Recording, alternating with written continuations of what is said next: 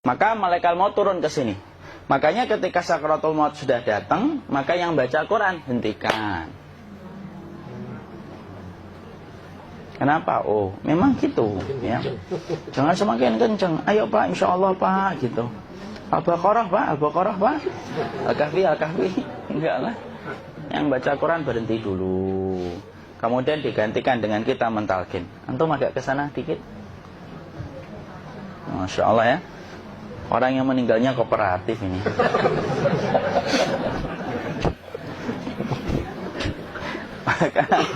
maka agak kesini ya.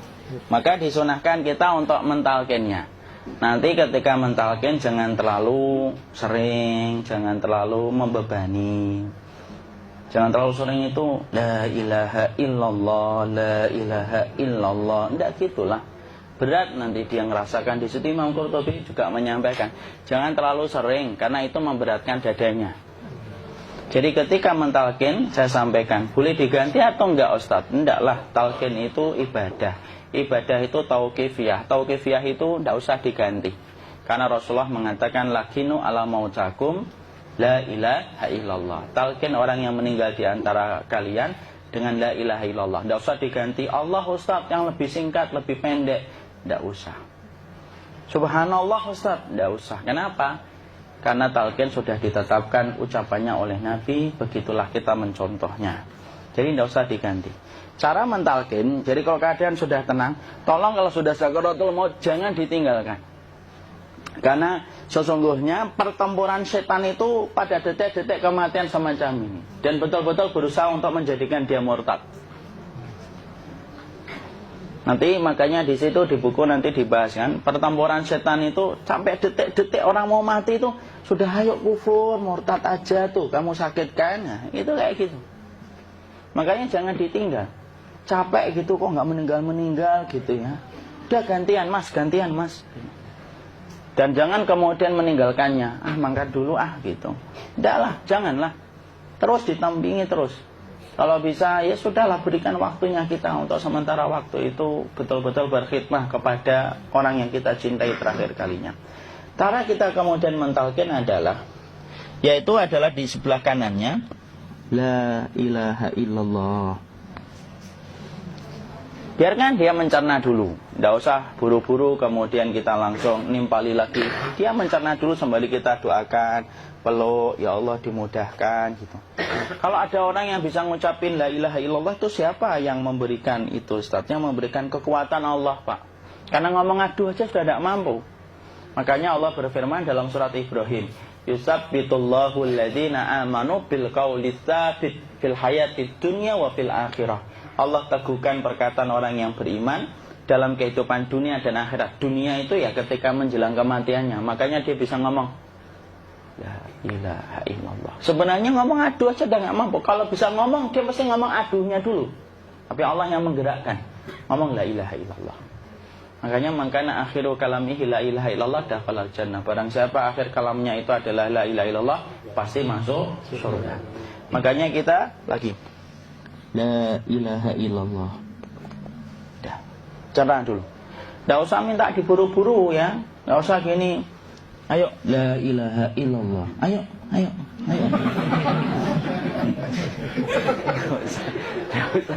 Tidak usah gitu. Ya, biarkan dia pelan-pelan gitu.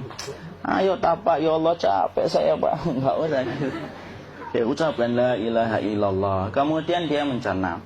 Lalu kalau dia sudah mengatakan, antum mengatakan la ilaha illallah. Ya, kalau sudah mengatakan la ilaha illallah, berarti sudah. Tidak usah ditalkin lagi, tidak usah. Belum meninggal juga Ustaz? Tidak apa-apa, biarin aja. Dia di situ aja. Kecuali dia ngomong lagi dan gak usah diajak ngomong alhamdulillah ya Pak, ya Allah gitu. Terus dia jawab alhamdulillah ya. Itu berarti ucapan terakhirnya alhamdulillah. Atau ketika habis ditalkin la ilaha illallah, dia ngelihat air. Nah itu berarti ucapan terakhirnya air. Talkin lagi. Nggak usah marah. Aduh Pak minta air.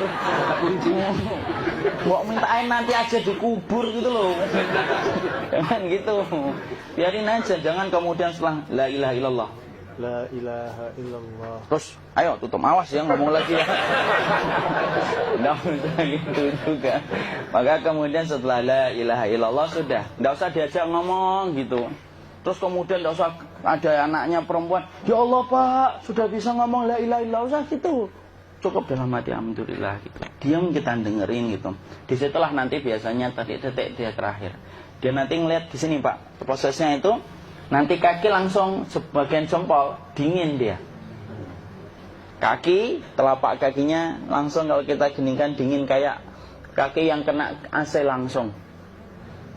Kemudian dia langsung ningkup gini, dikit dia, mulai kaku dia. Atau kalau enggak, gini dia. Langsung kayak jatuh, kayak kepala nanti yang paling terakhir.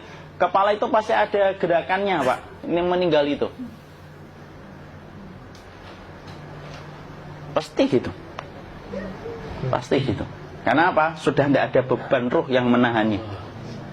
Ya, cabut ya, set pelan, maka kemudian malaikat itu. Tapi tetap sakit lah, walaupun dikatakan ringan, tetap sakit. Maka kemudian sakit gitu, ngelewatin sini, jantung kemudian sudah tidak berfungsi, kemudian ginjal Pak, ngelewatin ginjal tidak berfungsi. Bapak bayangkan kan, kalau yang pernah sakit batu ginjal Pak, sepakat nggak kalau kita batu ginjal itu sakitnya luar biasa Pak? Itu baru titik batu kecil di ginjal. Kita bisa bayangkan tiba-tiba ginjal tidak berfungsi. Sakitnya kayak apa Pak? Tiba-tiba ginjal nggak berfungsi, pankreas naik, kemudian tek jantung. Jantung ini dia masih hidup dia, di sininya masih hidup walaupun jantungnya sudah berhenti. Naik. Kemudian mata, dia ngelewatin mata. Organ tubuh yang paling setia sama ruh itu mata. Maka kemudian mata dia ngelihat dia, set. Ngelihat set keluarnya, set naik dia. Ya dilihat ini sama dia. Makanya Rasulullah mengatakan innar ruha idza qubida tabi'ahul basar. Ruh itu kalau dicabut, mata itu ngikutin kemana perjalanan ruh itu. Makanya ada yang meninggalnya gini. Ya itu bukan tanda su'ul khatimah. Itu tanda fitrahnya mata ngikutin ruh. Atau kemudian bukanya sedikit. Ada yang kayak senyum Pak. Ada yang kesini yang keringetan. Nah itu tanda husnul khatimah. Ada yang senyum. Jadi sakitnya setelah selesai itu plong gitu loh. Makanya kemudian ada yang tersenyum. Maka itu tanda. Kalau kita ngelihat orang yang membuka mata kayak gini, tidak usah takut. Cepat-cepat kemudian kita nanti tutup. Biasanya kalau terlalu lama, itulah yang menjadikan ini tidak bisa ditutup. Makanya harus pakai kapas akhirnya. Karena apa? Karena pas meninggal nggak langsung ditutup. Biasanya karena perawat takut, dokternya juga nggak tahu itu, dibiarin itu. Makanya ada beberapa mata yang ditutup pakai tensoplas kan? Sebenarnya kalau langsung bisa nutup dia, fitrahnya nutup mata itu. Jadi kemudian kita baca Allahumma firlahu warhamhu wa'afihi wa'fu'anhu atau bismillah wassalatu wassalamu ala rasulillah, tutup. Bismillah. Tidak usah takut. Kecuali buka lagi ya, ini baru kita kabur bareng. Kalau buka lagi Pak, insya Allah Pak, ya Allah, ya kita kabur bareng-bareng Pak. Diusap Pak, diusap ini. Enggak disenggol gini enggak. Begini kan, sudah meninggal dunia. Tangan boleh begini, boleh diluruskan, enggak ada ketentuannya. Boleh gini, boleh kemudian lurus. Nggak usah disalahin kalau ada yang lurus. Lu itu tangannya gimana sih? Posisikan kayak sholat. Nggak ada perintah kayak gitu. Jadi kemudian dikondisikan saja. Terus maka kemudian dipijit-pijit, akiknya dikeluarin, kemudian jamnya dilepas, gigi palsunya dilepas kalau ada, ya. Kemudian apa setelah itu? Coba buku.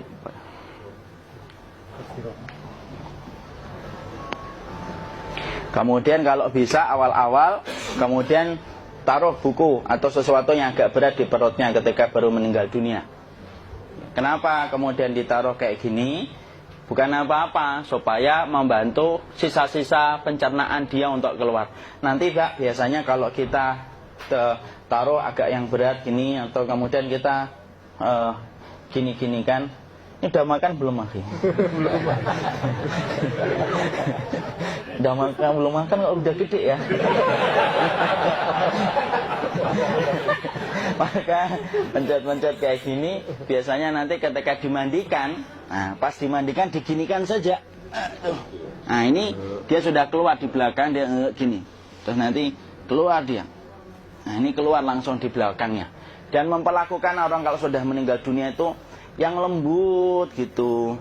Kenapa? Inna kasra admil mayyiti kakasri admil hayyi. Mematahkan tulangnya ketika orang sudah meninggal dunia itu lebih dia rasakan sakit ketika mati daripada ketika masih hidup. Tuh Islam itu sampai sama orang mukmin itu kalau sudah meninggal aja sampai selembut itu. Kok hidup kasar itu kebangetan dia jadi orang itu. Mau sampai orang mati itu kemudian disuruh yang lembut. Kalau ada aib disuruh nutup, tidak boleh diceritain. Misalkan di belakangnya beliau ini ada tompel, gagah-gagah tompelnya gede gitu. Tidak boleh cerita, Masya Allah loh. Sampai segitunya sunnah itu ngajarin kita untuk nutup aib. Kalau ada orang belajar sunnah sukanya buka aib, nyari-nyari kesalahan orang. Sunnah yang mana dia pelajari itu saya bingung. Makanya kemudian gini, setelah selesai, maka kemudian tutup dengan kain. Maaf ya, Khia. Ya. Nanti kalau nggak kuat napas ngomong ya. Maka ditutup kayak gini, ditempatkan kemudian jangan di tanah, tapi di atas dipan. Karena apa? Syekh Abu Malik Kamal Said Salim dalam Sahih Fikih Sunnah menyampaikan supaya tidak cepat busuk. Dia taruh di atas. Kemudian ditutup pakai kain apa saja, ya sembari nanti kita mempersiapkan tempat mandinya, tempat kafannya dan yang lain sebagainya. Maka kemudian kalau ada yang datang boleh dibuka.